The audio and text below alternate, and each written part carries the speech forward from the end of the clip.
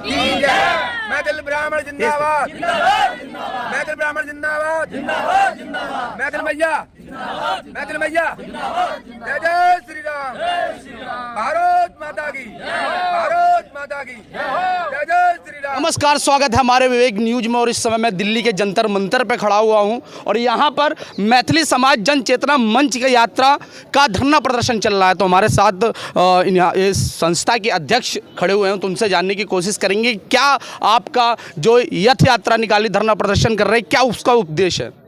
हमारा मूल उद्देश्य जो है, हमने अपना जो मेमोरेंडम तैयार किया है उसमें हमारी 5 मांगें हैं और उसमें मुख्य मांग हमारी ये है कि हम देश की आज़ादी से लेकर आज तक राजनीति से वंचित रहे हैं। हमने छाती पीट पीट के वोट दिया सरकारों को और राज्य में सेंटर में सरकारें बनवाई। आज हमारी हालत वो हो गई है कि धोबी कुत्ता न घर का न घाट का। और हमारे समाज के कुछ लोग, चुनिंदा लोग, जो अपने आप कहते हैं हम हाई कास्ट में, जबकि सरकार हमें शुरू से 1947 से लेकर बैकवर्ड में देख रही है। जब हमें आदिकाल से आज तक बैकवर्ड रखा है तो हम हाई कास्ट की क्यों मांग करें। अब हमारा पड़ोसी अगर कोई ब्राह्मण है और हमको ब्राह्मण नहीं मानता तो हम उसकी चमचागिरी करें।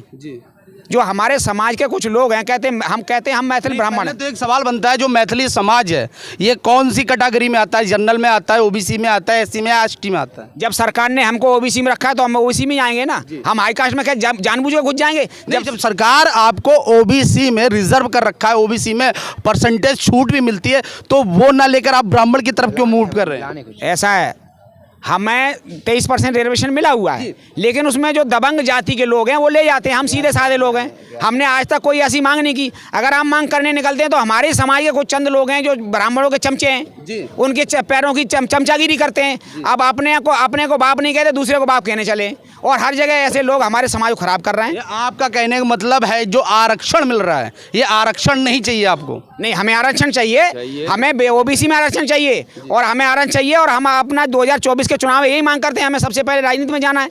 अगर बिगड़ राजनीति जाएगा कोई गुजारा होता नहीं है। सबसे पहली मांग हमारी सेंट्रल गवर्नमेंट से ये है कि हम पक्के सनातनी होने के बाद भी अगर भारतीय जनता पार्टी या सनातन की बात करती है, कहती है हम सनातन का बोर्ड लेते हैं, मर्यादा पुरुषोत्तम श्री राम का नाम लेती है, हमारी जानकी जी का नाम क्यों नहीं लेती है?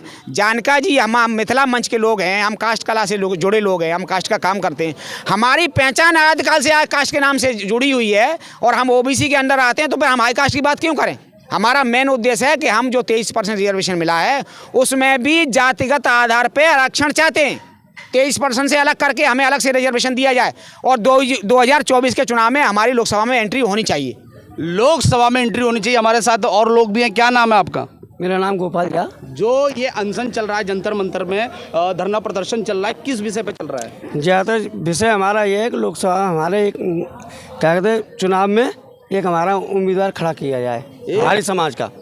क्या लगता है, एक तरफ मोदी जी की आंधी, 3 जगह पूर्ण बहुमत से सरकार बनी है, क्या कहेंगे कि उनसे आप एक मांग कर रहे हैं सीट के लिए, क्या मिलेगी या मांग आपकी पूरी होगी? ये 3 राज्यों में सरकार हमारी देन है। अगर जिस दिन हम हट जाएंगे ना तो एक राज्य छोड़िए, वो अपने एक दिल्ली का मेयर नहीं बना सकते, वो एक दिल्ली का पर्सन नहीं बना सकते अगर हम साथ नहीं होंगे। तो हम फिर कहते हैं कि हम पक्के सनातनी हैं, भारतीय जनता पार्टी को वोट देते हैं 3 राज्यों में। आपका समाज अगर भारतीय जनता पार्टी को वोट नहीं करेगा तो क्या मेयर नहीं बना सकते? नहीं बना सकते। हम गारंटी से कहते हैं अगर हमारा समाज कोऑपरेट नहीं करेगा भारतीय जनता पार्टी को तो भारतीय जनता पार्टी सरकार नहीं बना सकती, कहीं भी किसी भी राज्य में सरकार नहीं बना सकती।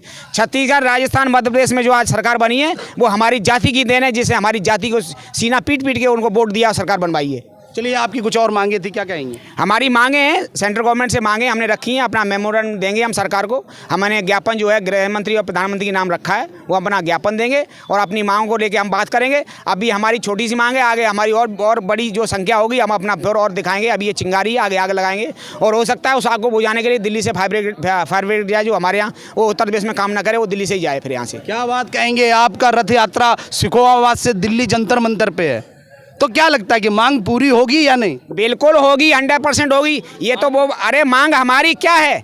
मांग हमारी नहीं है, मांग हमारे समाज की है। और आज मांगने से नहीं मिलता, कुछ भी छीनना पड़ता है। और चंद दलाल जो लोग हैं ना, वो छीनने में रोड़ा अटकाते हैं, तो हम छीन के रहेंगे। हम मांग नहीं लगे, हम मांगने नहीं आए, हम राजी से अपनी बात को कहने आए। अगर राजी से कह रहे हैं आज कल हम छीन लेंगे, उन गले में हाथ डाल के निकाल लेंगे, चाहे कोई भी हो देश का, चाहे प्राइम मिनिस्टर हो, चाहे कोई भी हो, चाहे राज्य का मिनिस्टर हो, चाहे किसी स्टेट का मुख्यमंत्री हो। क्या कहेंगे, एक तरफ 2024 का इलेक्शन और इधर मांग, अगर आपकी मांग पूरी नहीं हुई तो 2024 में क्या देखने को मिलेगा? 2024 में मैथिल ब्राह्मण समाज भारतीय जनता पार्टी को वोट नहीं करेगा अगर सम्मान नहीं मिलेगा तो। अगर आपकी मांग पूरी नहीं करेगा तो बिल्कुल गारंटी है, अगर हमारी मांग पूरी नहीं होगी तो भारतीय जनता पार्टी को हमारा समाज वोट नहीं करेगा। क्या नाम है आपका? मेरा नाम राम सेवक वैद्य है। जी हाँ, आपने देखा ये राम सेवक जी जिन्होंने खुला चैलेंज कर दिया 2024 से पहले अगर मेरी मांगों को पूरा नहीं किया गया तो भारतीय जनता पार्टी को वोट बैंक से नुकसान होगा। जय हिंद, जय भारत।